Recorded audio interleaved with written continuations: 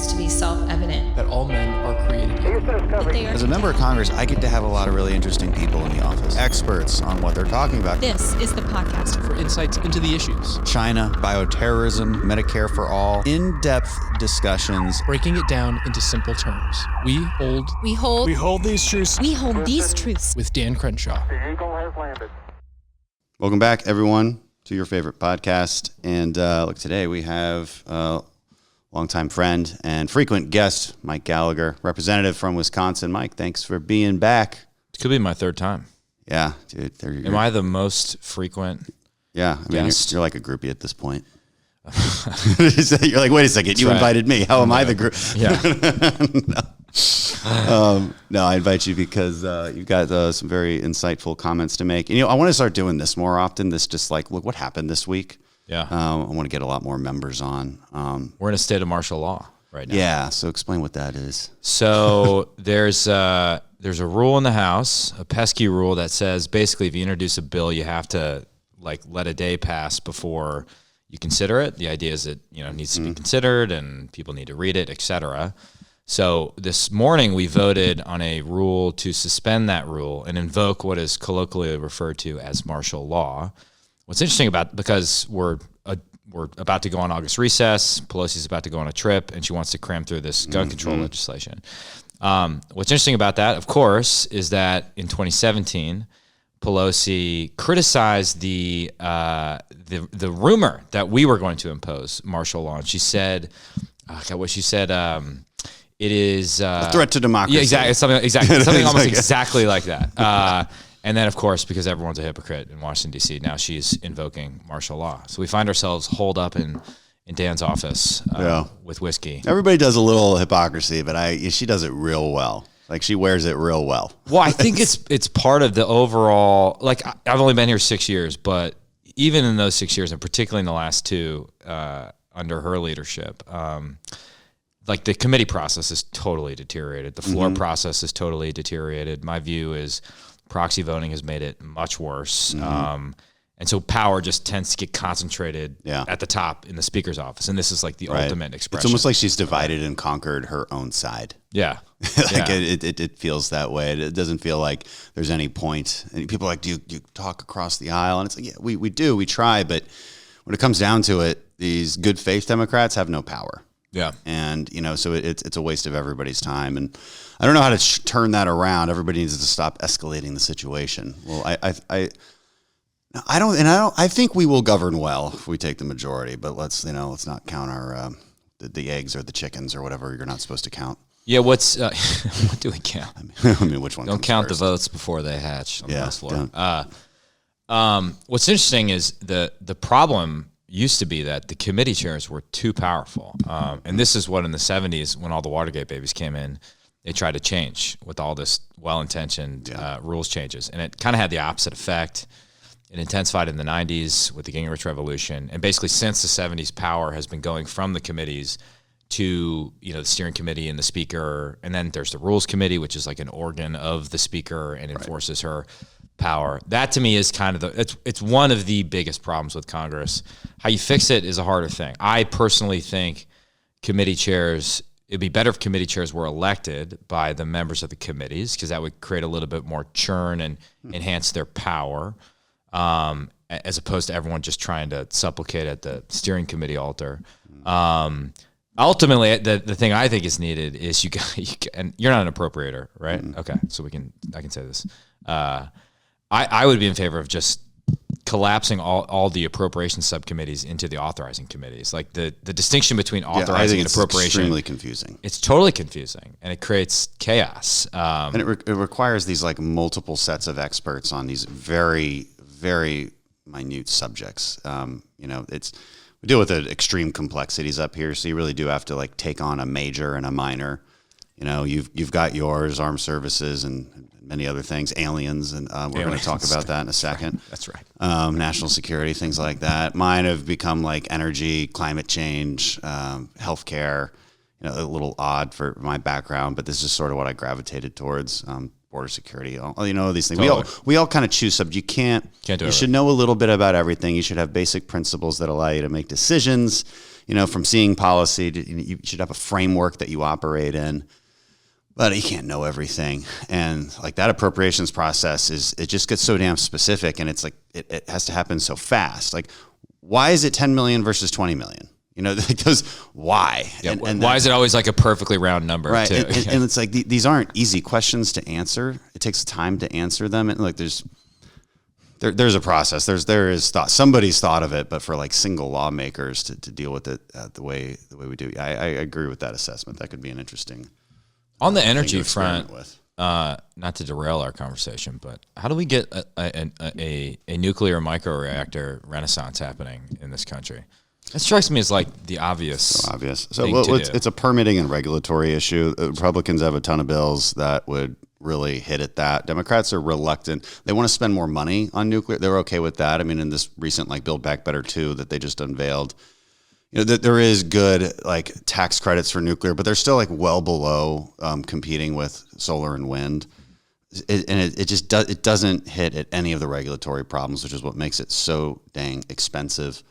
You got to get over this nuclear waste like obsession. It doesn't matter. This waste is not dangerous. You can store it on site. Like I think I read something. I hope I'm not misquoting this, but I swear somebody did the measurements and like all the nuclear waste in America could fit in one football field, basically. Just stacked it might be stacked like 8 feet high or something, but this just isn't a serious problem the way it's made out to be. It's demonized heavily.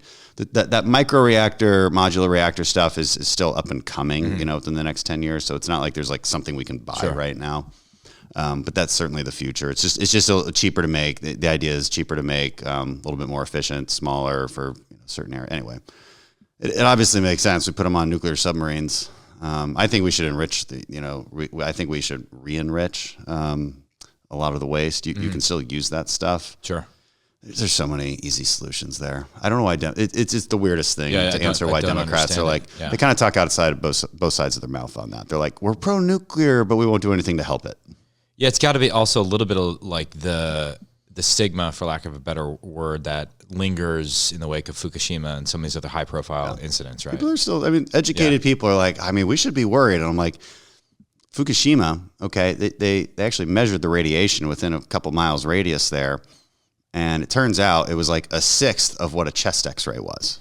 That's what people were exposed to. So this huge disaster, like a giant freaking tidal wave, destroyed a reactor and is still like, it's not that big of a deal. Speaking of an actual disaster, did you see the Chernobyl miniseries on HBO? No, I still never saw it. So good. Is it good? It's one of the best things I've seen in life. It's so freaking good. So it's like a documentary slash fiction. Well, yeah, they kind of like combine acting with... Well, no, they don't combine it with real footage. It's purely acted, but it's, from what I know, like, it seems fairly historically accurate. Like, most, like, there's some composite characters, but there's some real characters, from real life. It's like, I like how they do that. That's totally style. well There's like done. a Mars one that's really cool. Yeah, they do on that too. It's so well done. There's also a good... But the problem is it scared everybody away from nuclear. Yes. Terrible timing. It should, when the actual lesson is to scare people away from communism, because the whole point is that it's like the Soviet Union just decision suppressed making. truth, suppressed actual science. And there's a great line at the end where he says, every lie we tell incurs a debt to the truth. It's just well done. I don't know why this is a segue to aliens, because one of the bigger incidents in the alien sort of lore is this idea that there was a sighting near Malmstrom Air Force Base in the late 60s, I believe, and where they kind of messed with certain nuclear, not like nuclear power, but like nuclear missile systems that we have. And there's actual, as I understand it, there's actual like intelligence reports or like affidavits or debriefings that were taken from guards of the base at the time. I think I saw this documentary too. When I was laid up for my detached retina, I didn't want to deal with politics at all. I watched a lot of alien documentaries. Yeah. Well, I didn't watch them, but I listened to them. How does your retina detach? What happened? Bar fight, or it just detached on its own? Well, it's a remnant of the whole bomb in the face thing. Oh, that thing in 2012. Yeah, it's kind of. Well, I didn't know. I didn't know there's an As I incident stare at that you with an empty socket. aggravate. Yeah, Ben's staring at me with an empty eye A socket. lot of scarring, and I mean, my left eye is messed up. It's people don't realize that necessarily. Your functioning eye is messed up. Yeah. Still. Yeah, Okay. the eye, the only eye, is messed up. Good point. Scarring on the retina, just kind of, it's like it's almost like mold buildup behind a poster on a wall, and it's just the stickiness, just kind of So you had no sight in that eye for long. Yeah, like a month. yeah. It's complicated to describe what I could see, but yeah, I mean, effectively, like no sight for a while. Honestly, it was quite relaxing. I just listened to a bunch of audiobooks and went on a aliens. science fiction like deep dive. Interesting. Yeah. Any good sci-fi? So in the 80s and 90s, we had these programs on like on telepathy and remote viewing. Sure. Are you familiar with any of this? This is your next deep dive, Mike. Oh, is this like the men who stare at goats? It is thing? like that. Okay. Yep, but that was based on a real stuff. Interesting. And these people are still alive too. I've interviewed a couple of them. We never posted the podcast because I wanted to do an experiment, and he's like agreed to it, but he just kind of wouldn't get back to me. And so this started in the 80s, kind of combination of the Stanford Research Institute and the CIA. And they were worried. It kind of gets into the movie the series Stranger Things as well. Like that's based on this notion that the Russians were investing a ton of money into this. Maybe they were, maybe they weren't, right? There was all this kind of misinformation going on back then in the Cold War. So the CIA is like, we don't want to be left behind. What if this thing is real? And like, what if they can see into our bases with remote viewers using telepathy, and we're not like keeping up? So they, and there's some really interesting historical characters. One of them's name is Ingo Swann, immigrant from somewhere. I can't, because that's obviously not an American name, but very famous, like mind reader, extremely famous remote viewer. And you can't explain how this guy was able to do some of the things he did under very controlled experimentation at Stanford. So there's just some weird stuff that's difficult to explain. And so they tried to operationalize this for years. It went from the CIA, I believe, to the DIA, and then ended up in the Army. So it was just Army, and the Army there's a curriculum. It was developed by Ingo Swann. There's a whole curriculum to train you to be a remote viewer. The claim is that they can, if you're open-minded enough, they can train you to do it, and you will be successful. Now, they eventually got rid of it for, the advocates of it will claim they got rid of it for like political reasons. And, there was like I can't remember the politics at the time. I think it had to do with like a scandal at the CIA. And they didn't want any more. A lot was coming out about past stuff the CIA had done in the mid 90s. And so they were just like, we just got to get rid of all the unserious stuff. And so that's one claim. The other claim would be like, it's not working really well. Yeah. But the counterclaim to that is like, no, there's a lot of evidence it worked. Not perfect. It's like throwing a free throw. You can't hit it every time. That's how they would describe it. But, and I'll explain how this works, how they say it works. If you're the remote viewer, you have like a handler, okay? And you both understand like the principles of remote viewing. And the handler gives you like an assignment that you know nothing about because you need to keep an open mind. And then your job is to sketch and describe what you see. Very, very simple. And it could be like, where is so-and-so at 2 p.m.? You don't know who so-and-so is. It doesn't matter. Where is he at 2 p.m. tomorrow? That would be one idea. Or what is at this location?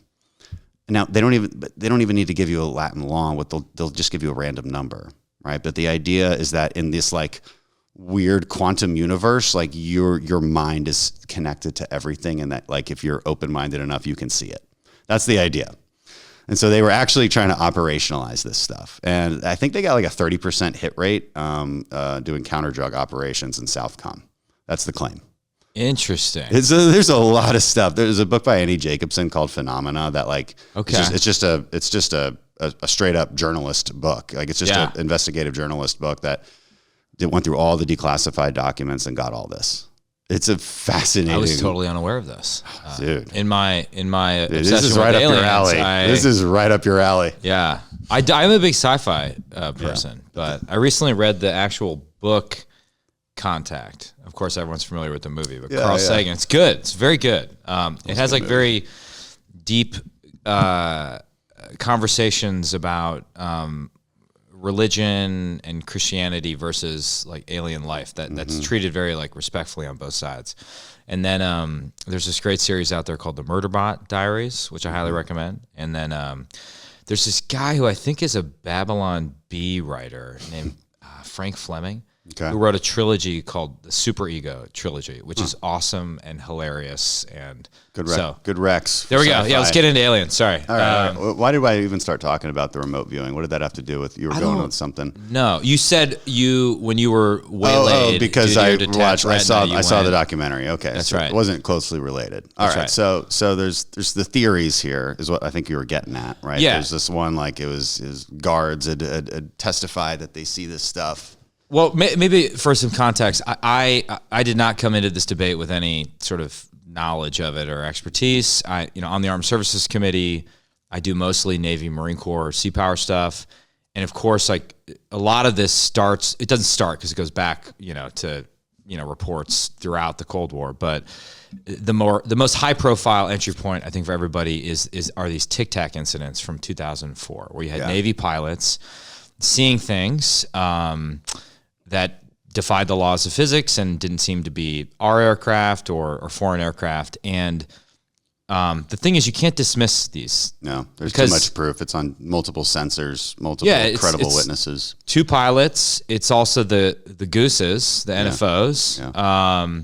They're Top Gun pilots. And so that is one of the more high-profile incidents in a universe of cases that has resulted in the establishment of a UAP task force. I got briefed on it, I want to say in 2017 when I was a freshman. And there was, it wasn't conclusive. So I thought this is interesting, but not my area of specialty. Now it's kind of reemerged, and we had the first public hearing, I want to say in 30 years, I forget, on the UAP issue in the Intel Committee, which generated a lot of tension. So I started to kind of dig into some of the claims out there. And I would say, and stop me at any point, okay, so what are the various hypotheses for what explains these unidentified aerial phenomena? Like it is a fact there are things appearing on our ranges, our training ranges, where our pilots fly around and do all sorts of things that they can't explain, that can't be attributed just to natural weather phenomena. And initially, I sort of believe that hypothesis, which is that it's all natural phenomena, and these pilots are just seeing things that are like clouds or wind. That's, I think, been pretty well, at least for a subset of the cases. Like, the one off of San Diego and then the one off of Norfolk too. That's right. They're both, but different kind of aircraft, which was kind of weird. Yes. And okay, so that's one thing. Then there's I think the next logical hypothesis is that it's our adversaries either spoofing our ranges, or they actually have developed aircraft that are far more advanced than we understood, or they're experimental. I guess the related hypothesis is that we've done that, and it's actually us. It's some secret, U.S. technology that not even Navy pilots are aware of, and so we're seeing some black program emerge. Then I think you move to the extraterrestrial hypothesis. Which is that it's aliens. And I sort of assume there is life in the universe outside of Earth. I'm not necessarily convinced there's intelligent life, but I'm sure we'll discover life of some form, although I'm perfectly open to the idea that there's intelligent life. And then there's a fifth hypothesis that it's actually us from the future, that it's not interstellar, it's interdimensional. That we figured out how to fold space and time, right? And so the basic way I explain this is if you went back in time, let's say 100 years, let's say 200 years, you'd see Americans and you'd be like, well, you guys don't have cars, you don't have internet, you don't have phones. This is like ubiquitous in modern society. Yeah. So if you go 200 years in the future, they would see us and say, well, yeah, we figured out how to bend space and time or 75 years ago. Yeah, exactly. Yeah. Which could explain why these craft solve the gravity question. It's the big question in physics. That's right. What is gravity? Does it operate in this kind of wave particle duality like these other particles, or what the heck? And it's what's preventing us from a grand unified theory. We figure that out. We figure everything out. So that's the plot of Interstellar, right? solves gravity. I think Yeah. so. Yeah. Yeah. You're right. Yeah, I think so. I was like, it's been a little bit since I saw that movie, but I think you're right. It was a cool movie. So those, I could be. There's a combination of 4 and 3, which I think is very interesting. Which ones are 4 and 3? 4 is aliens, Yeah. and 3 is us. Yeah, I think that's an interesting combination too, based on what's that guy who interviewed with Joe Rogan? Probably Lou Elizondo. No, different one. He claimed to be a physicist at Area 51 and saw, I forget his name. and it's just been saying this. Bob Lazar. Okay. Bob Lazar, and so his claim is, and he's been saying the same thing for decades, that he was there and they had the U.S. government had these alien craft and they were trying to figure out how they worked. Yes. And his job was to figure out how this thing worked. It did not make sense to them. It was basically an engine that manipulated gravity. Yeah. And what he describes and what he's been describing for decades would be basically what you saw in those videos, as far as the physics of it go, and its ability to do what it did. It doesn't make sense, but there are more intense claims that emerge from this hypothesis, which is basically that there are exotic materials, potentially alien materials that have crashed in the United States. He talks about this this element. I can't remember what the number is, element 115 or something. Unobtainium. Then he goes into how it was proven that it does exist. So I don't remember all that, but so the idea is that we recover these materials and we've had a program to study them. That this program, which was once tightly controlled by either the CIA or the Defense Department, has sort of lapsed into disrepair. It's now distributed through a variety of government contractors, and there's a loose constellation of people that are involved in it, but have signed the most intense national non-disclosure agreements in human history, and feel like they're going to get killed by the U.S. government if they violate those NDAs, and that we've reverse engineered stealth technology from what we've found there, and that various presidents have been briefed on this, and that Vice President Cheney has been briefed on this. By the way, this is all out there in the public record. I'm just solely drawing on open source. It's the theory. Nothing that I've been briefed on by the IC. And what I want to talk about is how realistic that theory is, because it's hard for me to imagine that such a massive secret has never leaked in a serious way. That was my reaction initially. Now, I'd offer 2 counterpoints, which aren't great, admittedly. One is that we've had programs that were maybe not this big in scope, but pretty close, i.e. the Manhattan Project, which did involve hundreds of people that were kept a secret. Now, granted... Here's the difference. No, but there wasn't these sightings. Yes, and... The 40s were a different time. People weren't tweeting their feelings every 5 seconds. And there was legitimate external threats that would have convinced people to stay, keep things secret. That's one. The other that just occurred to me 2 days ago actually is that but it hasn't remained a secret, right? This stuff is out there. There's all these claims out there. But it's claims. There's not like a smoking gun whistleblower who's like, I am currently working on this and I'm tired of everybody speculating. So let's just get the truth out there. True. And how has that not happened? For example, there is something called the Eric Davis memo. So there's a guy named Eric Davis who wrote a memo. Who's how do I describe him? Kind of a long-time government contractor, IC guy. Maybe that's unfair to Eric if I'm getting that wrong. Sorry, but a legit person with creds. The memo's out there. You can find it. Just do a Google search for it. And in the memo he describes a conversation he had with an Admiral Wilson, who I think was the top intel guy for the Joint Staff at the time. Again, I'm sorry. There's so many personalities. There's so many names. There's so many different programs in this universe. I am not claiming to be an expert on it. I'm like an inch deep on it. So forgive me if I'm getting some of the details wrong. In this conversation that he recounts, he basically says that Admiral Wilson admitted that there was such a program. And I actually asked the head of the UAP task force that when they testified before the Intel committee, if they had heard about the Eric Davis memo, and they said no. I think they were genuine. I don't think they feigned ignorance. I just think they weren't aware of it. I asked them about some other incidents, like the Malmstrom incident, and they said they didn't know about it. And then I entered it into the record. So I guess my only point is that a lot of this stuff is out there. It could be circular reporting. It could be some weird, complicated info op. I don't know. But in my mind, of the hypotheses we've laid out, that should be the easiest one to disconfirm, right? If there is a government that it's ours. Yeah. program Right. that has had no oversight from Congress, Yeah. like we should be able to ascertain that. Sounds a little illegal. Totally, right? And I'm not convinced the presidents are briefed on this either. That's right. You know, can Biden and Trump can they really keep this quiet?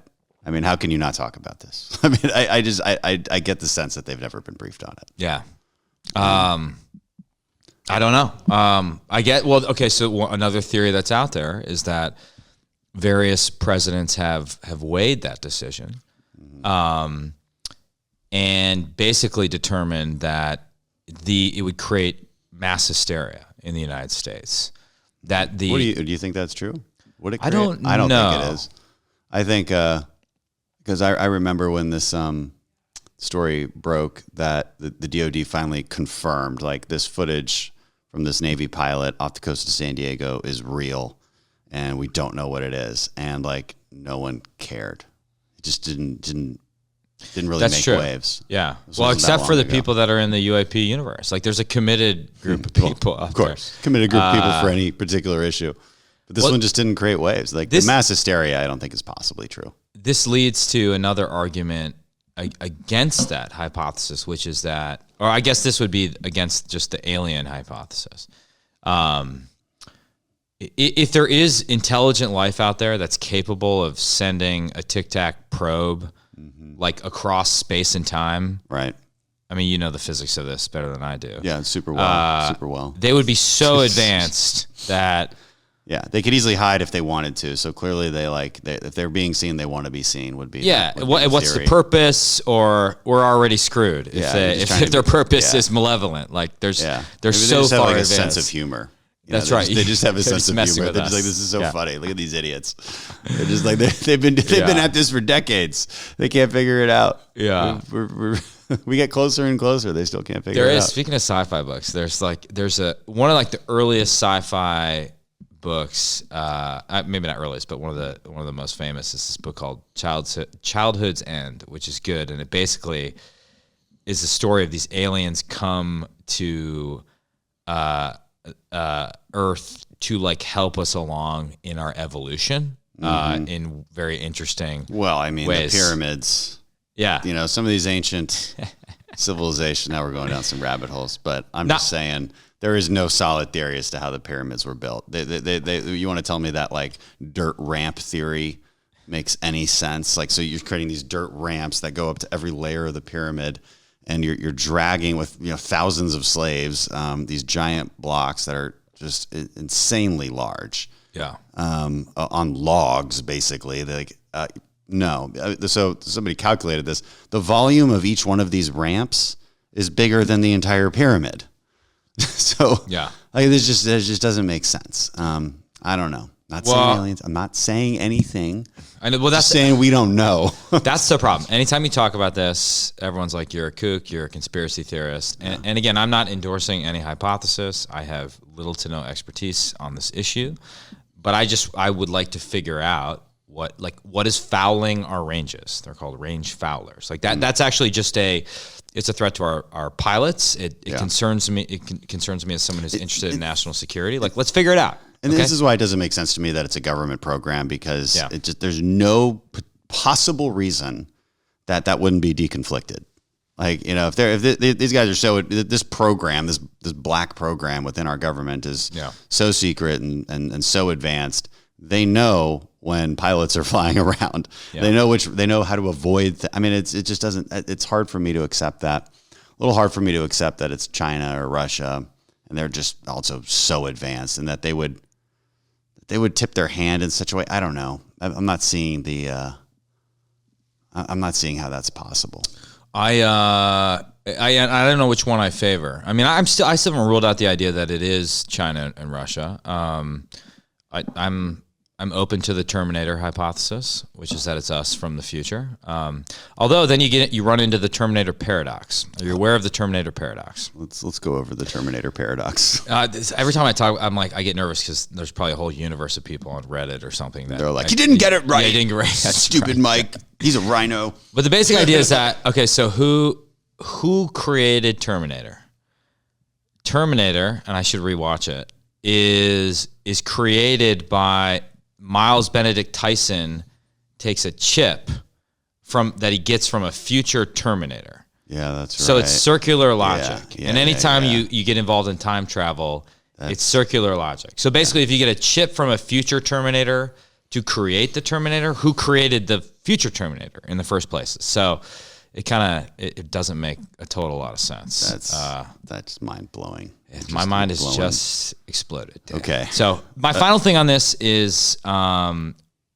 I think the hearing we had, and credit to Carson on the Democratic side for doing it. I think move the needle in terms of destigmatizing the discussion. It is important that we be allowed to discuss all of these hypotheses, no matter how crazy you might think some of them are, and evaluate the evidence that comes in. And I think that's good. And then there's a piece of legislation that's in the works now that would basically allow, if there's anyone out there that feel constrained from talking because they signed a non-disclosure agreement, it basically give them immunity in order to talk to the appropriate people. You had a bill that did that. Exactly. Yeah, that's what made a lot of waves in the UAP or UFO community. That's right. They were like, yeah, Mike Gallagher, you're our man. Oh man, this guy, he's with us. I'm just interested in the truth. Just a servant of the people. And I believe the truth is out there. All right. The truth is out there. All right, let's move on to another discussion happening today. So today's Friday. It's like the last day of session before August recess. I wasn't clear about that when we were talking about what today was.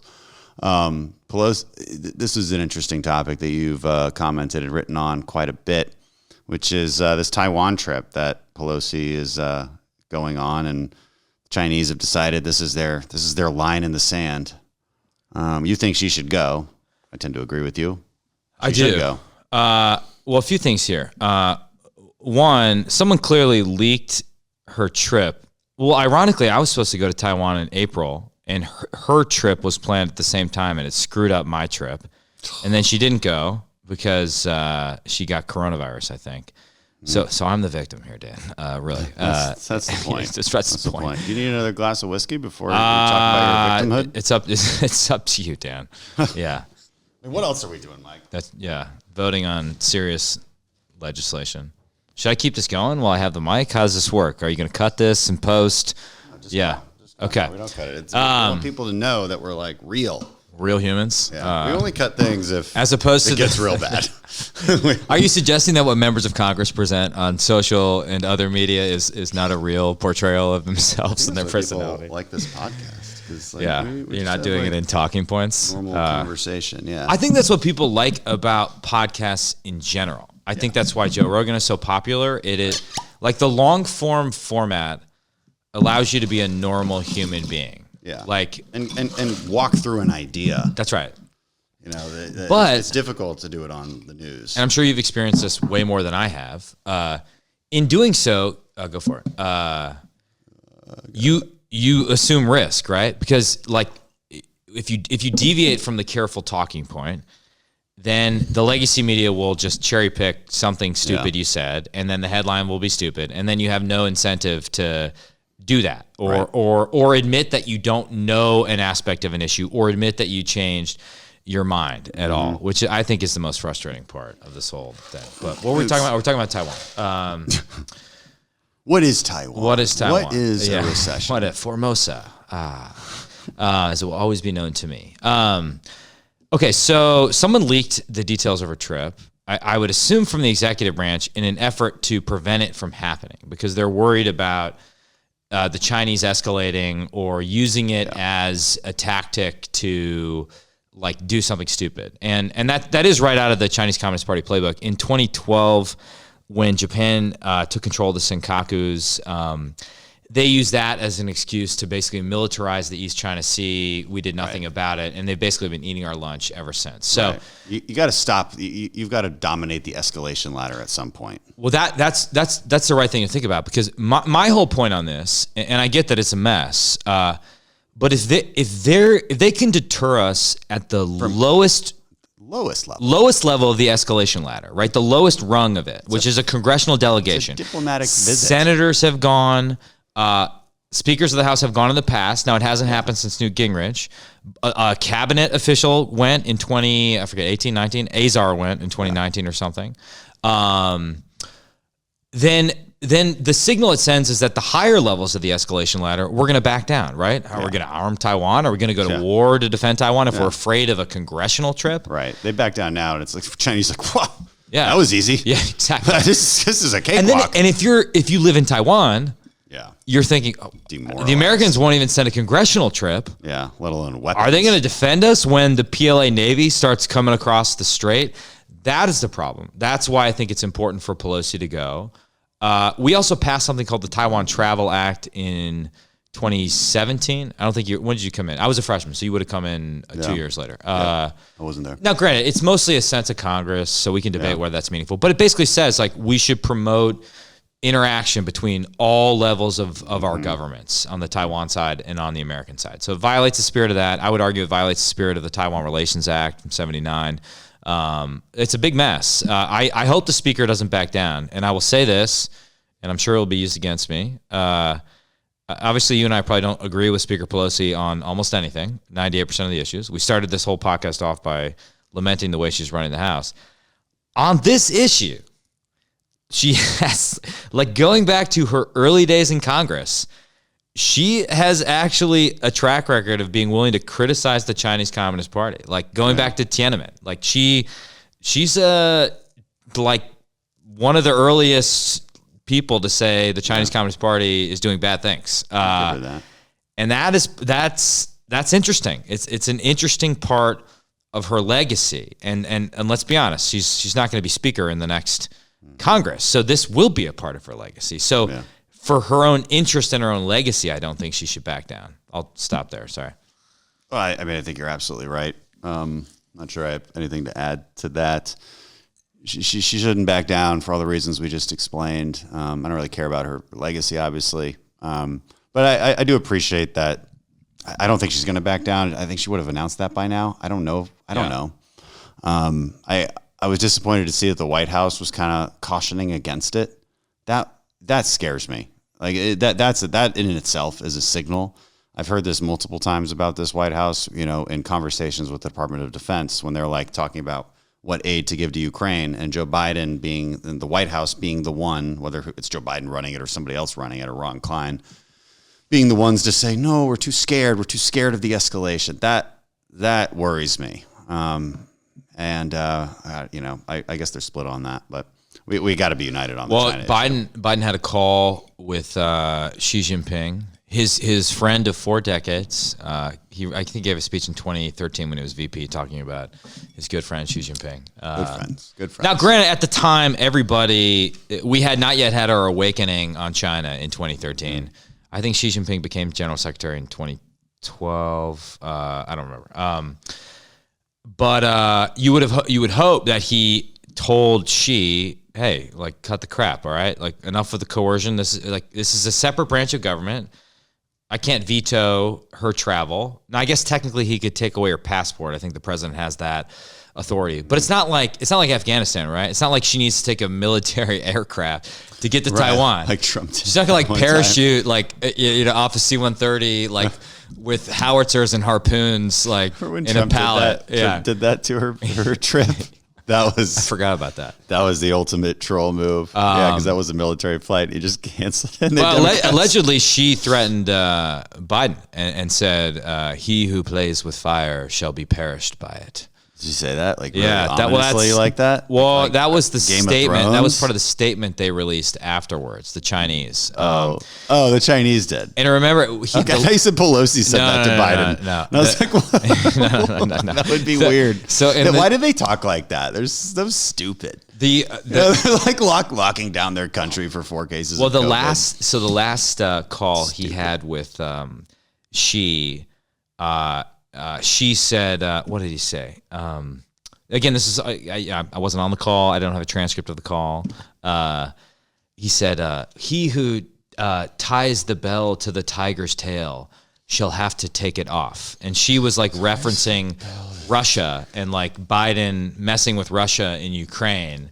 I'm getting that wrong. I'm not pissed off the alien universe, the Taiwan universe, the universe that pays attention to Biden's calls with Xi Jinping. But that was the basic gist of the proverb. Yeah, because I was gonna ask you, like, what do you make of this call? You know, did it go well? I mean, We don't know.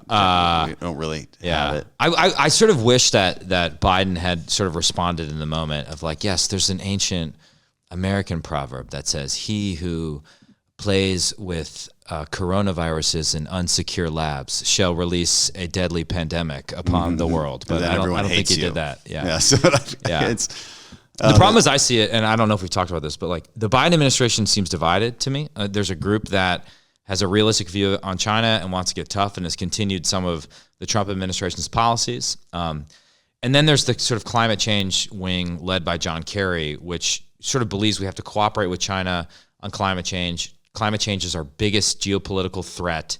And, you know, she really is committed to COP26 goals. And those two things are in conflict. And that explains, I think, some of their incoherence on China. That's probably a good point. That's something everyone Probably thinks a about. good point. High praise from Dan praise. Crenshaw. Yeah. I give you plenty of praise and free whiskey. By the way, this whiskey is you brought this to me. Actually, this is the one you brought over. Some of the guys had asked you to bring this over to me. Is it what's the story behind it? Are you allowed to tell? I was just a messenger boy. Yeah, no, it's in. I'm a Crenshaw fanboy who begs to be on his podcast, and basically I just deliver things to Crenshaw's office. That's what I've been reduced to. But who told you to deliver it? A friend of mine who knows a Navy SEAL friend of yours. Got it. Okay, so and maybe that Navy SEAL friend was Il Mil. So this is in dedication to Il Mil. This is a bourbon from. I can't read anything on here because I have no glasses. Explain Il Mil. Il Mil is Zach Miller. Zach Miller was a SEAL Team 6 guy. We were at SEAL Team 3 together. You know, he died of a brain tumor kind of sort of suddenly in 2021. So that's what that's about. Again, it was a big loss. Really great guy. Yeah. Really fantastic guy. Yeah, you know, he got diagnosed with this thing, and then I mean he was still crushing it, and just he was still doing house runs. He was in the middle of training. So he was still on active duty. Yeah, still in active duty. It went through the first round of chemo. It went into I don't exactly remember the cause of death, but it was just happened all of a sudden. It was really sad because a lot of guys had just heard about it and thought we had more time with him. You know, it was at least like 6 to 8 months, and like let's live this up, but it didn't. So that was Zach. Pretty incredible. Pretty incredible guy. A lot of really solid deployments. Very solid operator. So that's the story behind this whiskey that we're drinking. Well, sorry about your friend, but the whiskey is good, and we'll drink it in his honor. Hell yeah. I guess we'll have to finish the whole thing. Yeah. All right. Back to Taiwan, though. So, I mean, what do you think of our general outlook towards Taiwan and this like one China strategy, which is this sort of neutral view? Like we're not denying China's claims about Taiwan. We're not supporting that. Like we don't know. Yeah. I mean, does that need to change? What do you think? Yeah. Well, with respect to the fact that it emerges from this complex history in the early stages of the Cold War, where the Chinese Civil War is decided in the communist favor, and the Kuomintang goes to Formosa, and this and that, and a lot of things happen. So it's built on a series of complex compromises throughout decades of Cold War history. right now, we're committed to a policy. We're still committed to the One China policy, which part of which involves peaceful resolution of the Taiwan issue. I would argue that it is the Chinese Communist Party which is violating the spirit of that. And even the coercion we're seeing with respect to Pelosi's trip is in some way a meaningful violation I would agree of that. with that. That's a good point. God, you're making so many good points Thanks, today, Mike. Dan. Thanks. Yeah. Crushing it. It's just a welcome change from last time. Just we'll have to.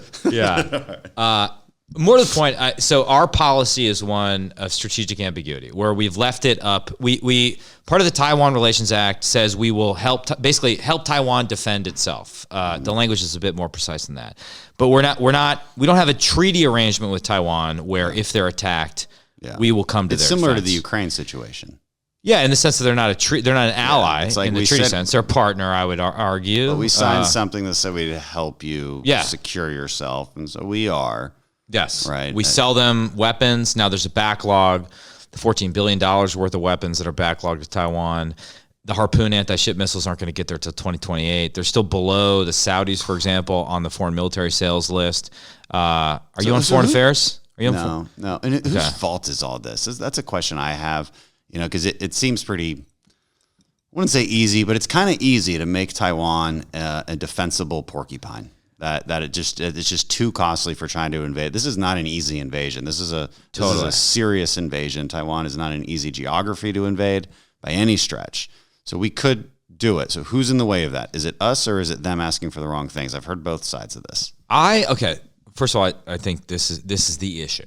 Like if I were king for a day, like our first 3 months in the next Congress would involve reforming our FMS and assistance package with respect to Taiwan and figuring this out, because I think it's solvable, and it's going to require Congress holding the executive branch feet to the fire. I think it's solvable in like 5 minutes.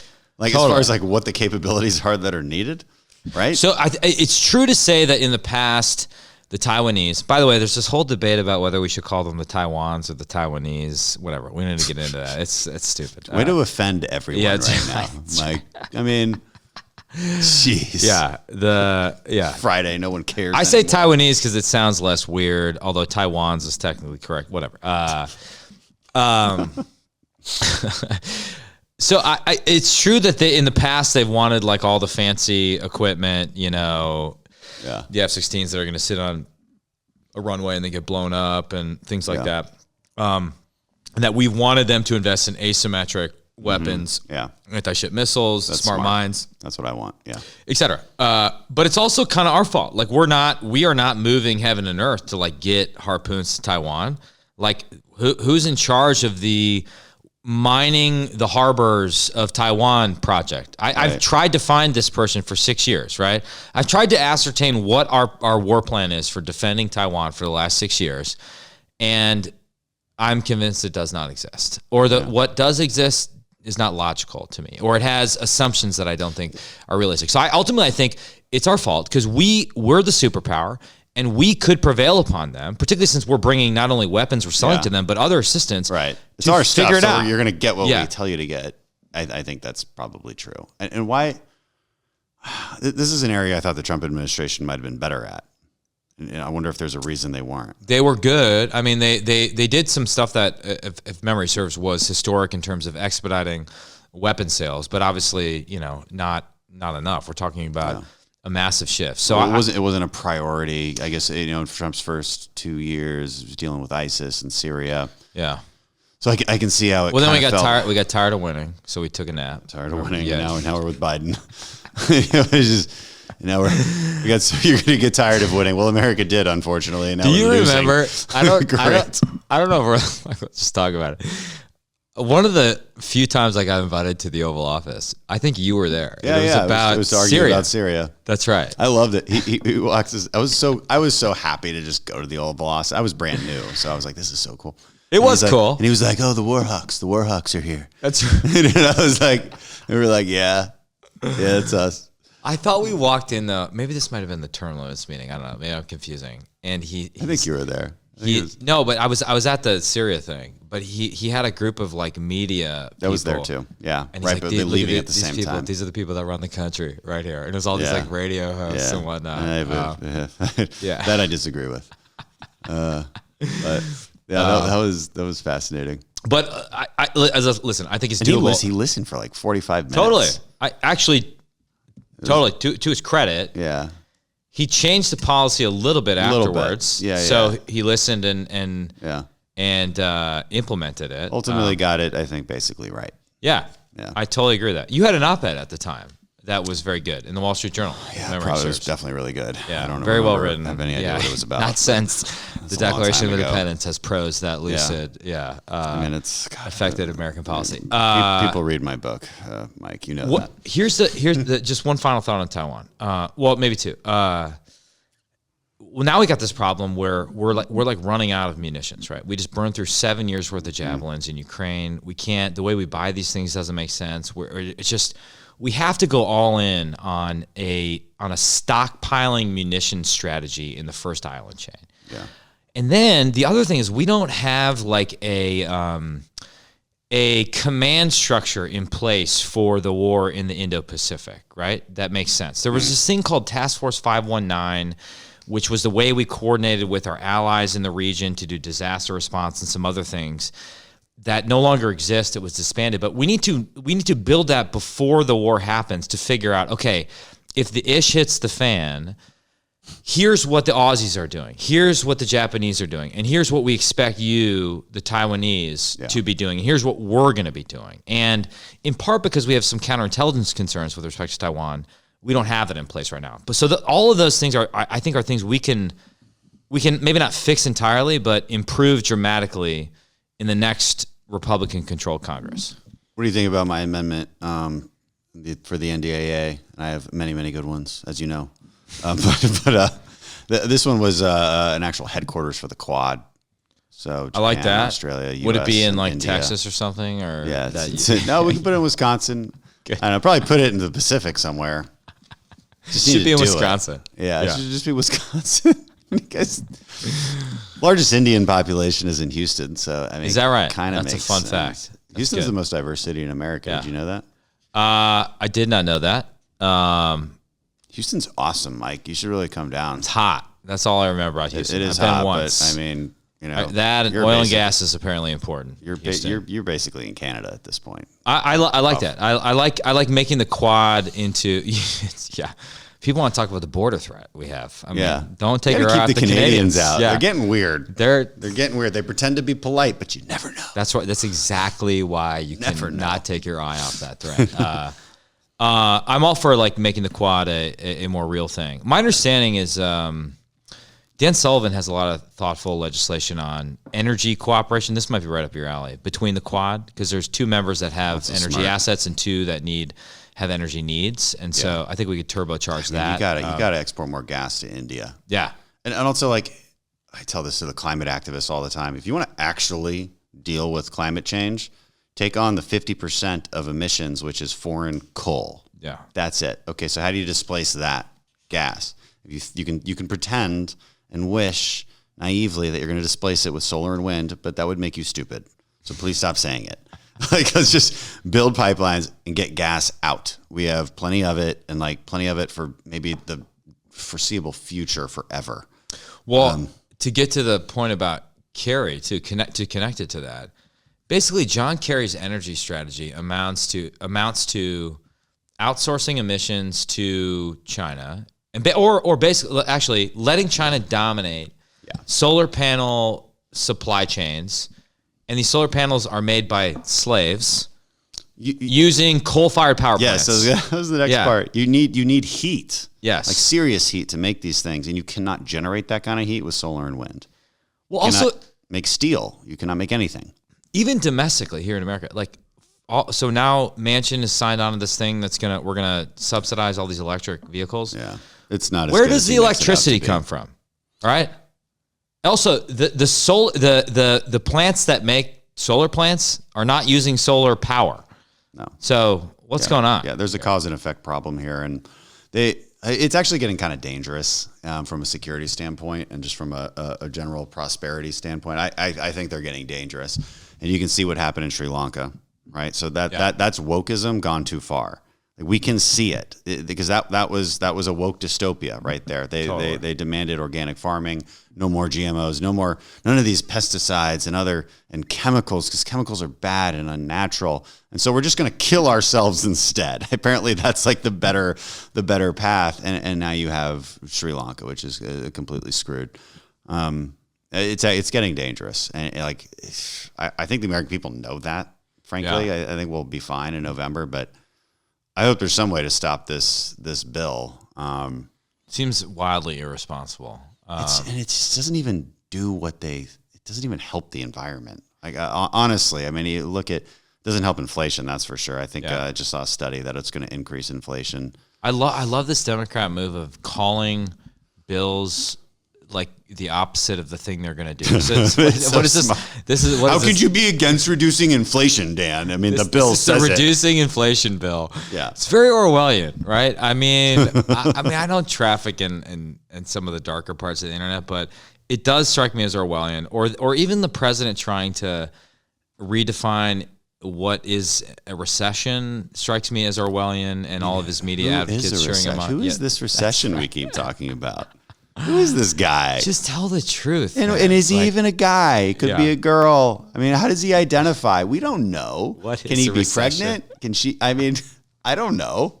It's recession. I told you, the guy who did the "What Is a Woman" documentary should do a "What Is a Recession" documentary. Matt Walsh. What is a recession? I wanted to, we talked about that. I wanted to do it. It takes a little bit of production time that I don't have, but it would be so much fun. You got an August recess coming up, buddy. So do your documentary on Are you doing anything interesting in August? You're going to Taiwan? I'm doing something very interesting. My wife is having a child. We made a child. We made a human that is scheduled You're the leader to debut of the humans. In mid-August. This human will debut. So I'm going to be dealing with that. Thanks, man.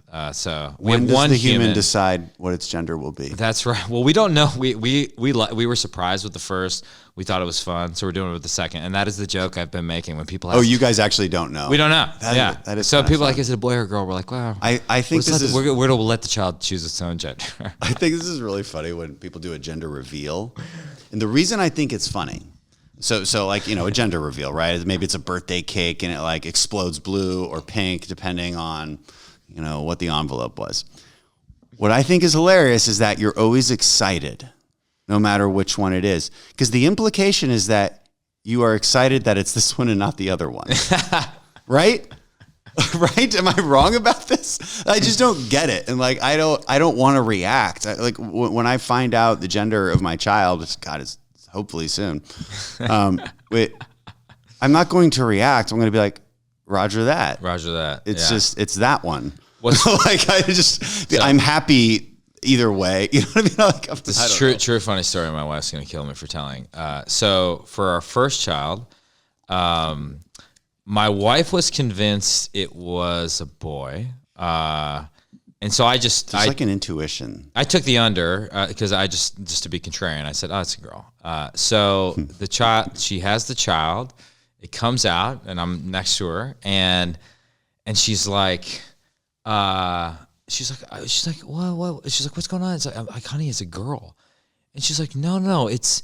And she sees the umbilical cord. She's like, I think it's a boy. I'm like, honey, trust me, it is a girl. That is the umbilical cord, not. It's like, it was so funny, but it was very obvious to me in that moment that it was indeed a girl, not a boy. But having girls is awesome. I have gone from.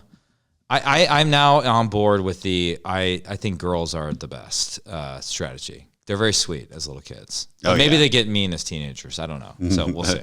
Mine's 2. She's the best right now. So that is so. So that's all I'm doing. We're gonna deal with baby chaos. We're gonna potty train our 2-year-old, and then hang out and not sleep for a month. Yeah. That's awesome. Yep.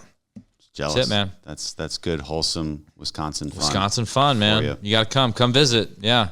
I would like to. Give me a reason. Packer game. That's the reason right there. Packer game. Are the Texans playing the Packers this season? I don't even know. Do you guys still have a football team? Yeah, we're fine. We got you guys one. Traded we need your quarterback who's a rapist. Oh, jeez. Yeah. I'm gonna get raked for this. Yeah. I think we should. I am so disappointed that we don't have the Oilers anymore. The Oilers, what was wrong with that? Was that like a woke thing, or was it just like... No, I mean, the team left to become the Tennessee Titans. Yeah. And it never came back, and then a new Texans team was created when they should have just created the Oilers. You know? The Oilers is fine. I guess the ESG activists would object to the Oilers. This was a while ago. No. I don't think that was even They had a cool thing back They had then. cool logos, too. Yeah, I just grew up with Warren Moon and Oilers. You know, I'm not a big sports guy. Like people can, if you ask me sports questions, you'll stump me. But what are the best like woke renamings? Okay, so you had the Washington Redskins. Well, what are they now? The Commanders. Because they couldn't even do Warriors. Yeah, that's even that you was can't be a Warrior now. No, I think that wasn't that what they tried to be. Yeah, that would have been way better. But I thought that. Am I wrong about this, Sydney? Do I know? Why not the Washington? Washington Warriors. Why not the Washington Generals? Would have been okay, I guess. But now they're. Oh, I had a solution to the Redskins problem that I'm now remembering. Okay, so it was the Redskins. People didn't like that. Got it. But like the phrase was the Skins. I'm a Skins fan. So why not name them? There's something called the Buckskin Militia, which your army of fans could like research. It was like pre-America militia, like frontiersmen just like living off the land and doing cool stuff. And I think George Washington was actually involved in it, the Buckskin Militia. Yeah. Sounds like white nationalists to me. Okay. So there's no way this is okay. They could have been the Buckskins, Yeah. and you could have still called them the Skins. That would have been like a genius change. But the Washington had the Bullets, which people don't like because like gun homicide was high in Washington. There was bullets? It's the Commanders now. Yeah. It was Commanders. The basketball team, which is now the Wizards. I think the Wizards is the lamest freaking name. Like, where did they even NBA. come up with that? Yeah. It makes no sense. The Wizards? Is there Yeah. a wizard Is there heritage a magic in connection? Washington, Yeah. D.C.? Makes no This sense. is a at J.K. all. Rowling, Harry Potter theme. Yeah. I never even thought about that. You could do the Washington Monuments. You'd be the Monuments Man. Whatever. There's Washington Monuments. Yeah. You got With Cleveland, I guess the Cleveland Indians, the baseball team, are now the Guardians. All this stuff is happening pretty fast. But the Braves are still the Braves. Braves are still the Braves. What's interesting, I think the George Washington University is the Colonials, and now there's huge controversy over the Colonials. Cancel everything until it's all gone. Yes. I mean, God, it's like, I don't know if we need to go down this woke dystopia. Yeah. I told you I only want to do a half hour. Now we've gone like an hour and 25 minutes. So. Well, you want Whatever. more whiskey? No. Is that what you're hinting at? Damn you, Dan. What do you got? You have nothing better to do.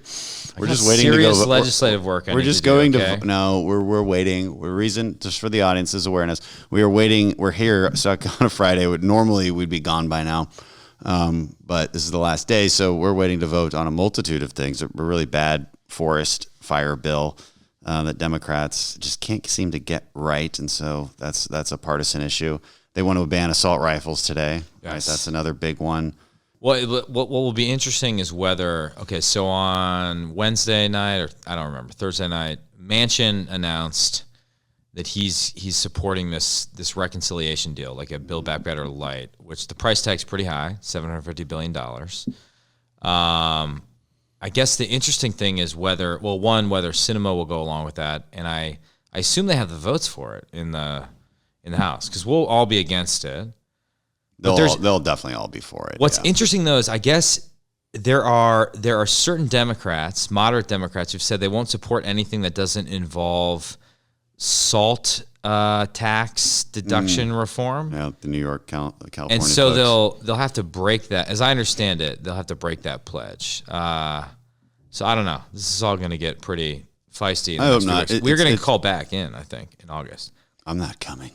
No, I'm coming. Well, I'm going to miss it. My wife's going to have this baby. No, you'll have an excuse. I won't have My an first excuse. baby literally emerged into the world the day Trump visited my district to celebrate the fact that the shipyard in my district had won the frigate competition, which was like my main effort for 4 years. And I had to blow off the President of the United States because my daughter was being born. It's a good reason. Don't regret that decision at all. So It's a good reason. Yeah. And plus you had to explain to your wife that it was a girl. that's right. Where Yeah. she would have named it like Mike Jr. without you there. She was like, "You freaking misogynist! How Yeah, dare you you just- impose that gender You on my just child?" post it on the Yeah. chat. God.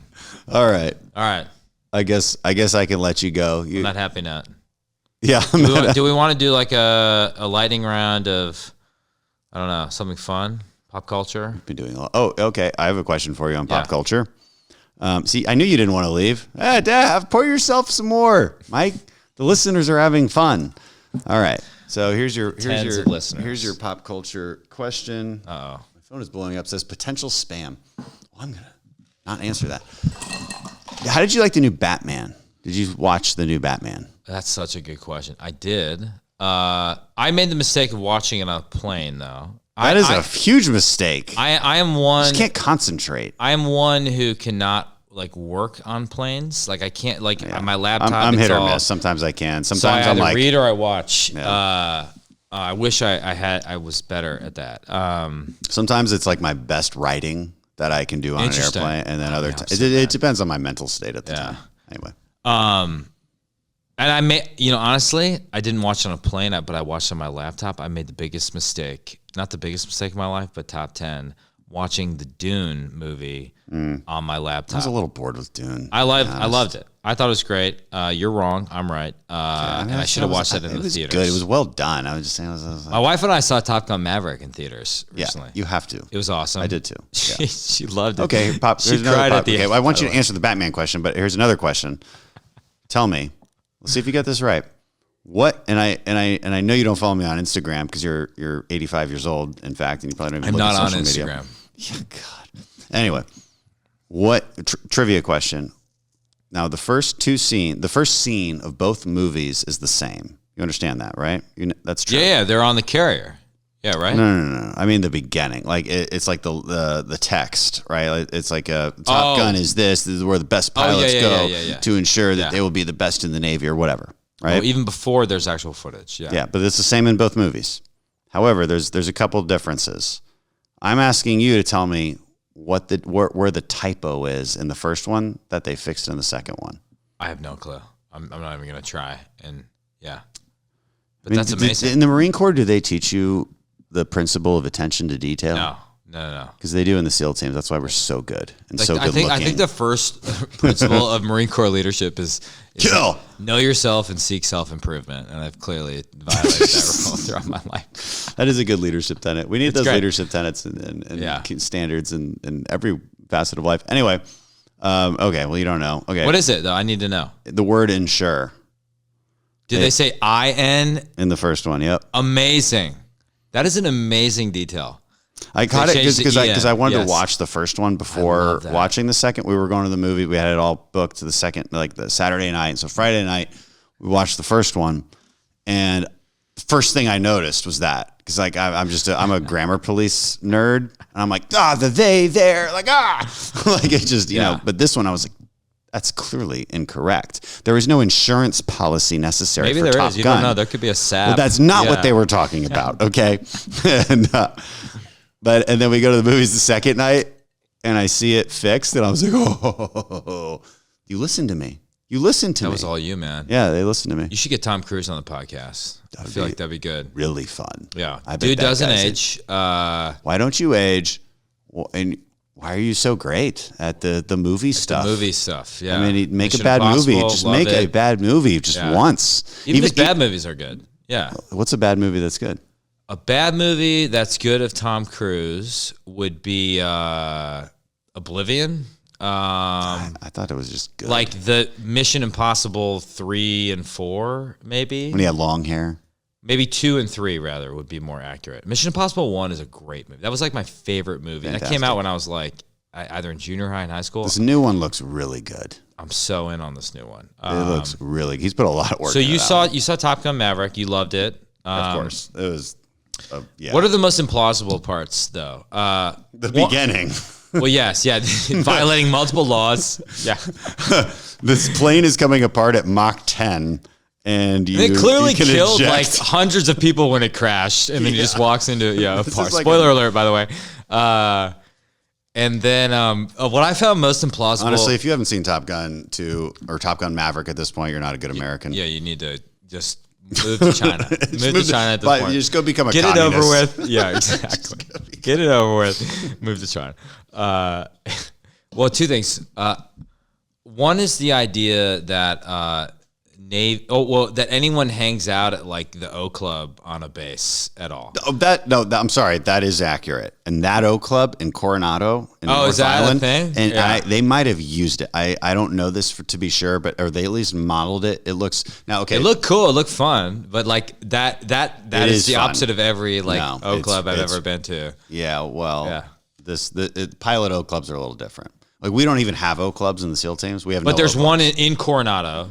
and Coronado's freaking cool. Like let's be honest. in North Island, it uniquely looks cool among military bases. And this is a cool thing that most people probably don't know. So here it is. Okay, so here's what's not real and what is real about the bar. Okay, so what's not real is there is no O Club on a beach. It's not like this cabin on a beach. That would be really badass, but that's not the case. There is a good beach life on North Island. It's maybe the best beach in Coronado. Yeah. You can stay at the Navy Gateway Inn. It's like that is a vacation destination. It really is. It is fantastic. I wonder if as a member of Congress you can rent like the nicer cabins, but I don't know. Probably. But the you O could Club, take a Codell to Coronado. yeah. Now the inside of that O Club, and it's like a pilot O Club. It is like a fighter pilot O Club, or and also helo pilot. It does look like the inside of what they showed in Top Gun. Oh, interesting. Okay. I think they Well, yeah, modeled it stand very corrected. closely off of it, stand corrected. and it can be a good time. Did you go to SEER school? Yeah, everybody goes to SEER school. In the SEALs. I went to SEER school. That was my only experience at Coronado because we had our classes in Coronado. Yeah, you have the classes, and then you and go then we up. went up. Yeah. So we probably went to the same one. All I remember is I was cut. There was a Lance Corporal Recon Marine was my battle buddy, and we were cuddling in the frozen foxhole at night for the evasion portion of it. So Just that. I lost that's 15 pounds dream. in a week though. That was interesting. Yeah. Where do you lose the weight from, Mike? Well, not exactly. that, Thanks, Dan. yeah. Thank you. No, I mean, really, you're a fast runner. Relative to the meeting in Congress, I had one other thought on Top Gun. Oh, the other implausible thing was the idea that sailors could do a lot of push-ups because there's a point where if he beats them in a dogfight, they have to do The pilot's doing the push-ups. pilot's doing push-ups. I'm like That's true. Pilots are not jacked in general. Yeah, There's exceptions that there's a lot of prove that rule. push-ups. I'm sure. And maybe they had to do 10 at a time. The movie does. They're just taking clips. Yeah. I think also unrealistic was so that mission. Spoiler alert, I guess, but who cares? Again, if you haven't seen it by now, you're a communist. So they start that mission against. It seems to me it's Iran, right? I mean, what do you think the country is? Yeah, Iran, Russia, Something. yeah. It's not quite Russia though. It feels like it's Iran. Yeah. And Are there snowy mountains in Iran? Yeah. Yeah, absolutely. Yeah. Do you know anything? No. I was a Middle East guy for a while. Yeah. I was an Arabist, but that doesn't include Iran. I do all the things. Yeah. All right. But they send all the missiles from the ship to strike the airfield. And why didn't you just strike the SAM missile sites also, which are your That's a good biggest point. threat as you're evading? My wife's after calling the me. Should I life- answer it on this podcast? Sure. Hi, honey. Good. I'm doing a podcast right now with Dan Crenshaw. Do you want to offer any insight? We heard about your childbirth. We talked about childbirth. Yeah. Can I call you back in 10 minutes? She's mad at you Yeah. now. Are you okay? Oh, great. Cool. Yeah, we're having fun. It's so much fun. All right, I'll call you in a little bit. Bye. She's gonna be like, "What did you say?" No, I am not going to get home tonight. We have a vote in an hour, and I will take a 6 a.m. flight home tomorrow, and I will land at 10:30, and then come home to you. Thanks, honey. Thank you. I love you. Bye. We're definitely keeping that. We're not cutting it. Yeah, that's great. Actually, we haven't had anything in this podcast that we need to cut. what were we talking about? Top The Gun? SAM missile sites. Sam Okay, missile- but yeah, that's a good point. yeah, That's a good point. that was a big one for me. But Apparently, overall, you can just like hijack airplanes too if they're like plugged into a wall or something. Or yeah, that was a little Yeah. that was a little much. But it's all great. You though. never know. You The never whole thing know. is great. It was I'm not trying to. fantastic. I'm not trying to. I'm not allowed to swear on this podcast. I don't care. I'm not trying to shit on Top Gun Maverick. You can't love say Top that Gun word. Maverick. Yeah, like it was one of my most enjoyable movie experiences. I haven't gone to the theaters in 3 years, but like this, It was my fantastic. wife and I made a point to go. We had a great time, and I was just love so Tom. I love America. Tom Cruise. Like his weird thing at the beginning, like his public service announcement, which he just wanted us to know that like Yeah, it was a How lot much of work real they put. flying in it. I thought Like, he I kinda cares li- about it I so kinda much. liked that. Totally, I I loved it. I kind It of was- liked that. It's all yeah. great. It's all great. Because I mean, you know, he really did It put was a lot of work patriotic. into It was like a patriotic movie too. yeah. And Everybody maybe you don't want loved to talk about this, but I will say in the Terminal List Amazon Prime series, like I loved it too. And there's a You point. finished the whole thing. I finished the whole So thing. I'm on episode 1. So just give me don't spoil. Okay, I won't spoil It's it. actually, I'll be honest, it's a little hard for me. Is it totally absurd for you? Like, Well, no. I mean, I just don't like watching SEALs die. I'll be Yeah. honest. Like, I've never Yeah. actually seen Lone Survivor. I've never actually seen it. that's gotta be hard. It's just a little. It's just. I mean, it's not like hard. It's just. It's. Like I'm not gaining anything from it. You know, I'm not like learning anything, and you know, I kind of just want to support my friends that are, you know, like Totally. You know, Jack Carr and you know, it's just. I don't know. It's not. Yeah. But the plot line is ridiculous. But that's not the point. What they do do really well is the little things, just the way they talk. That's to what I each was other, interested in the getting way your they talk thoughts to each on. other, the Yeah. way they dress, how they Yeah. act. You know, I just think that's kind of cool. And you're buying Pratt as a Navy SEAL? Oh yeah, Oh, good. yeah, Yeah. And I want to support Chris Pratt in every Seems way. like a good dude. He is a really good dude. He's Yeah. a very down. I've met him. He's a fantastic guy. I love He's that. An absolutely fantastic guy. And it seems like he kind of sought this project out and like made it happen. Yeah. From what I understand, That's probably awesome. true. That's probably true. He's always been a big fan of the military. Yeah, he like became good friends with a Navy SEAL or something. He Like, that's- is, yeah, and I don't yeah. know that SEAL, Yeah. but I know for a fact he's like best friends. Yeah. Well, without spoiling it, there's a character who's a reporter who I don't know if she's appeared yet. And at one point, she says something about communist China, which is like very realistic about communist China, which you never hear in any Jack's a Hollywood smart thing guy. He knows ever. how to write. Knows how to Yeah, sell and this. I was like, I honestly, when I heard it, I was like, holy hell, like, wow, Yeah. they were like, that's good, like, you know, because the story of the last decade has been Hollywood just caving to communist China Yeah. on any number of issues. Yeah, Incidentally, it's a welcome to relate to change. Top Gun, my understanding is that so the controversy was they removed the Taiwan flag from Maverick's jacket. but they refused to. They refused to remove it. Well, because they didn't, there was like something, they wouldn't distribute the movie in China Yeah, yeah. or something. But Tom So they're Cruise like, said- well, said fuck no. the CCP, so we're Yeah. going to put it back on. Yeah. And another reason to have Tom Cruise on the podcast. Listen, Tom, if you're out there, Tom, I know you're a listener. we love you. We support you. Fly your like vintage military jet out here. Dan's ready to roll. We're ready Yeah. to roll. I mean, if you want to Yeah. finally be on a platform, Yeah. you know, where to reach millions, then this is it. Tom, your okay, so- career is inspiring. Come on. I'm not going to forget. I asked you about Batman. Oh, okay. So This is the new Batman.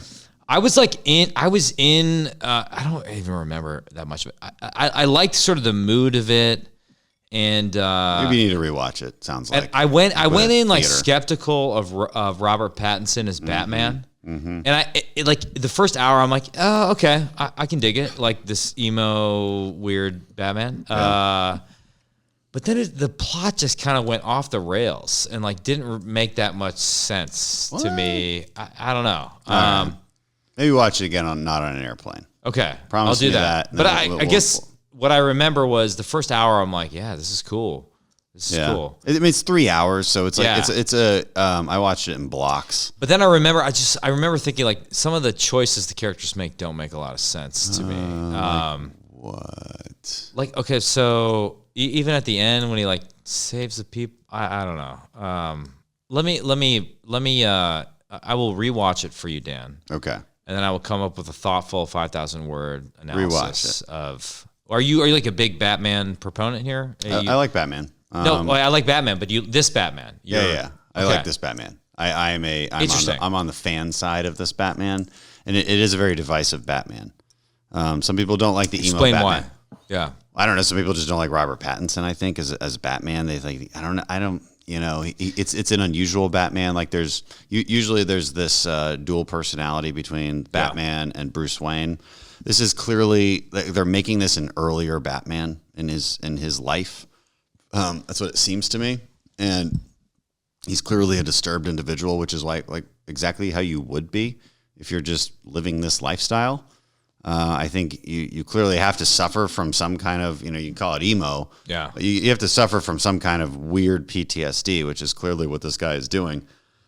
And I think that's very human.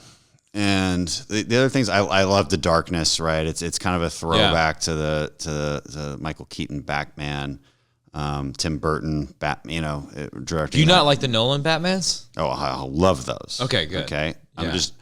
But I love this one maybe almost as much. Wow. Like I think they're just different.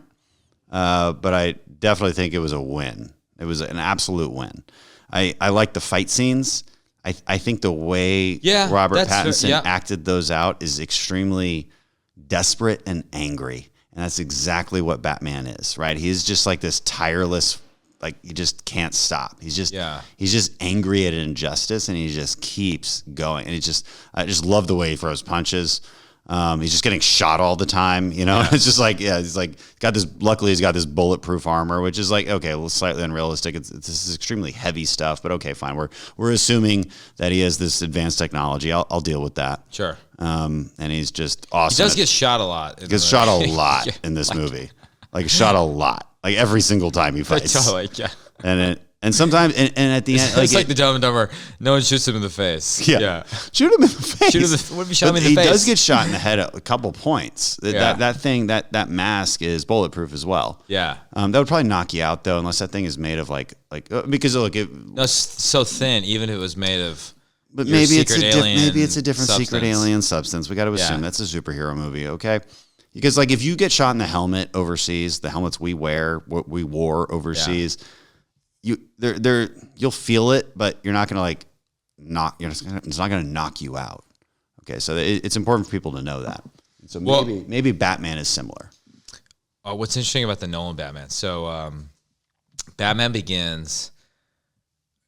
It must have come out in around 2005, 2006. Because what I remember when I went to Officer Candidate School in Quantico. And the first time I got leave, which you wait like 3 months to get leave for like 24 hours. You can't go anywhere. Like you think about going to Woodbridge Mall. 10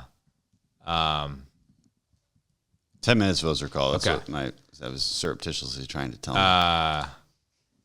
So there's one movie theater on base in Quantico, and it was playing Batman Begins. Mm. And that was like the perfect movie to watch when you're in Officer Candidate School. Because I think what Nolan did effectively in Batman Begins is like show like how a normal human could turn themselves into being a superhero. Yeah. And like you may think it's ridiculous with the League of Shadows and this and that, but like that's kind of the story of the whole thing, like the motivation and it'd be nice to explain it. Yeah, exactly. I love how which I thought was like great about it. It was like the perfect thing to watch. Like being an Officer Candidate School, it's like, oh man, I can survive. I can be a superhero. Yeah, I think 300 came out around that time too. Yeah, which it did also, for me. It came out right when we were in buds. Is that right? So Perfect. We were just like, let's get jacked. We actually, our buds class, because like everybody, you need to like do something to show your motivation to the instructors and buds. Yeah. Otherwise, they'll like, you guys aren't motivated. You don't want to be here. Hit the surf. Then you realize later, it's like they tell that to everyone, no matter how motivated you are, and it's like you can't ever please them. But you're trying so hard because you're 22 and you don't know what the fuck you're doing. And so you're just like, okay, well, guys, I'm like, we got to be unique.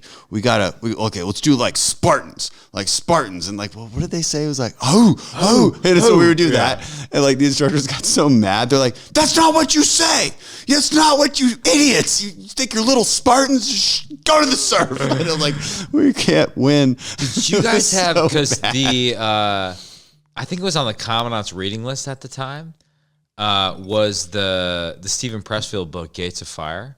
We all read that, and we were just like, we definitely read that. Gosh, like, everybody had read that, and then saw 300. You should have Pressfield on your podcast. He did my short-lived podcast. He's awesome. He's like, you had a podcast? Short-lived? Like during the first 3 months of the pandemic, when I was sitting in my basement, like, you know, it was very eclectic. It's like, you know, the aliens will discover this like 10 episode run and be like, you know, the genius. Yeah, exactly. You should re-release them all on there. But he's great. I mean, he's a Marine, by the way. Yeah, that's true. Yeah. You should reach out to him. Matt, he's a man. You got it. I love Matt's Stephen getting Pressfield. uncomfortable. Yeah. It's like, Dan, you've been here for an hour and 15 minutes. Yeah.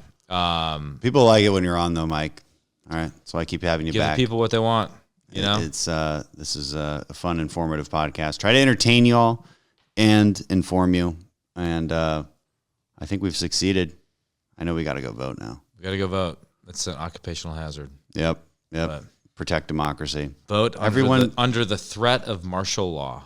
Under the threat of martial law, they're going to ban assault rifles tonight in the House of Representatives. Don't worry, it won't get anywhere in the Senate. We're all You okay. own one of these, Dan? Am I allowed to ask you that? You don't have to answer. I own many. Yeah. Of these myself as well. Particular things. Oh. Yeah. I've got a sweet arsenal. Yeah. I find it really sweet. That's what, to tie to Taiwan. Give everyone in Taiwan a gun. The thing we need, as I propose, is the Red Dawn Taiwan scenario. Yeah. Like we need, and it rhymes. Yeah, exactly. It's catchy. Yeah, we need to convince Taiwan to okay. So every year during deer season, Wisconsin becomes like the 10th largest army in the world because there's like 600,000 people. Texas is still number one. Yeah, we don't listen. Like we're not trying to compare ourselves to Texas. Like Texas.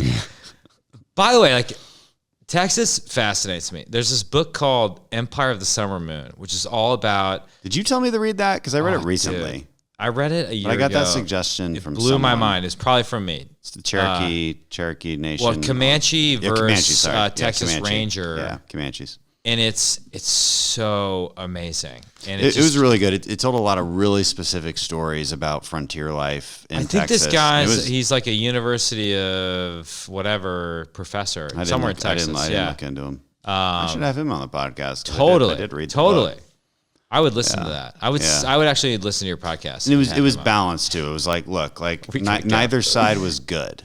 You know, like they're both sides did really screwed up. It's about things. it exposes the brutality on both sides, but it's just the natural clash of civilizations is what it's describing. Well, my takeaway is it's a story about technology too. Like the technology the Comanches had originally was better than ours.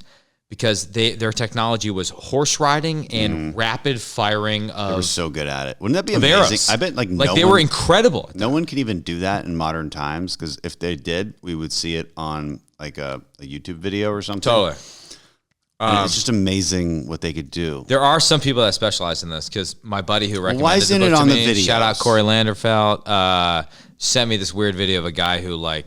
Okay, fine. So it's on. But like YouTube you think about that, like there were like 12-year-old kids that were just doing like firing and then scalp a bunch of people. Totally, yeah. They did some really messed up things. But then we invented like repeating rifles and like better. I got to get one of those. That's actually what I need. I have a 6-shooter.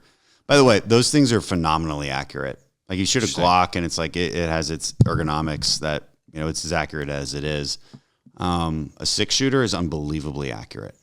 And now it's not for obvious reasons. As a revolver, it is not super practical as a combat weapon.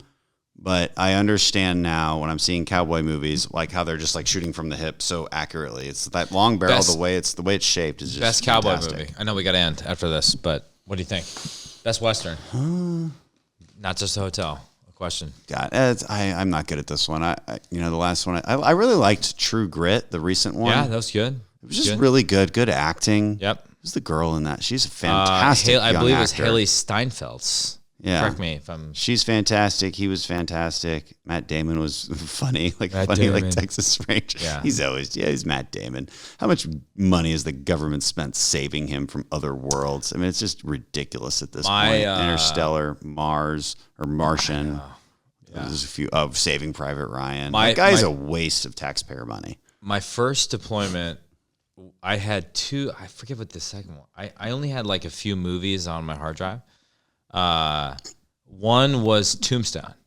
Yeah, Tombstone, I would submit, is in the pantheon. Solid. I've seen it. Could be like it's been so long since I've seen it. Like my top favorite movies of all time. Okay, it is so good. I'll commit to watching that. Unforgiven, Tombstone. Unforgiven. Is that with Kevin Costner? Clint Eastwood. No, I'm totally Unforgiven is Clint Eastwood and who's the freaking guy? I'm picturing him in my head, but I can't. Gene Hackman is in it. Kevin Costner's Westerns. Interesting. Kevin Costner's career starts with really takes off with a movie called Silverado, which is a great Western. And then he was in the Wyatt Earp one. He was Wyatt Earp, not I do remember that. Not He's pretty awesome in Kurt Yellowstone. Russell. Yellowstone's amazing. Yeah. My wife and I are in season 4 right now. We love it. Yeah. Is that still in modern day? Have you done 1886? We did 1886 or whatever. I don't remember. Yeah. We did that. Yeah. So. But you're going back and forth. We did Yellowstone, and then we lost interest, and then we did the last season of Yellowstone is really then good. we did 1883, and like my wife's interest dramatically renewed, and so then she started watching, and now it's this weird thing where she like wants to watch it when I'm here in DC, and I'm getting mad at her for watching it. Whoa, that's a violation. It's a violation. That's actually of the marriage contract that we signed. Yeah. I've seen severe fights break out when it's man, like my brother-in-law, my sister-in-law found out that my brother-in-law, that her husband had watched an episode and he didn't tell her, and like we all found out at the same, because it was like clicked on it and it was almost done. She said, "Did you watch this?" He's like, "Well, slept on the couch that night." So it was you can't do that. I think we got a few episodes left in the 4th season. But Costner's killing it. I mean, speaking of people that don't age, guy looks great. Yeah. Looks like Bull Durham Costner. That's got to be the best baseball movie that's out there. I told you not to talk to me about sports, Mike. Right, sports. You like soccer, not a real sport. So what's the best soccer movie? There's no good soccer movies. Yeah. Bend It Like Beckham? Yeah, it's great. I actually never saw it. Yeah. You're right. There are no good soccer movies. Well, it's been an honor. The Ladybugs or whatever. Ladybugs, great. Yeah. That's it. Let's just not. Could you even? It's embarrassing. It's funny. Like, isn't Ladybugs where he like dresses as a girl? Oh shit. Yeah. That is what it is. You can't you couldn't even make Ladybugs in 2022. That was that was foretelling. Yeah. You could not. That's the best. We need to I'm going to use that. You could not make Ladybugs in 2022. You could not. Ladybugs is in it. Like, what was the story there? So, it was a guy dressed up as a girl who just kicked everyone's ass. Yeah. Was it Jonathan Taylor Thomas or who was it? It was like one of these like. Yeah, it was like a famous like 90s kid actor. Yeah, exactly. Yeah, like a 90s heartthrob. What was his reasoning for doing that? I can't remember. I haven't thought about this movie in forever. There's a whole series of those movies. It was like Blank Check, Ladybugs. Like, there's a whole period of my life where that White Girls. Yeah, the Dwayne brothers. Yeah, you can't make those now. I know. Yeah, so. We got to clip. Clip Ladybugs and then use that to make the argument against the men and women's sport. Ladybugs. Yeah, hashtag no more Ladybugs. We're gonna Dan and I are gonna start the Ladybugs caucus. No more Ladybugs fans. No more hashtag no more Ladybugs. God. Well, let's end that one. Yeah. Okay, that was great, Mike. Thank you so much for coming on, brother. Appreciate it. That was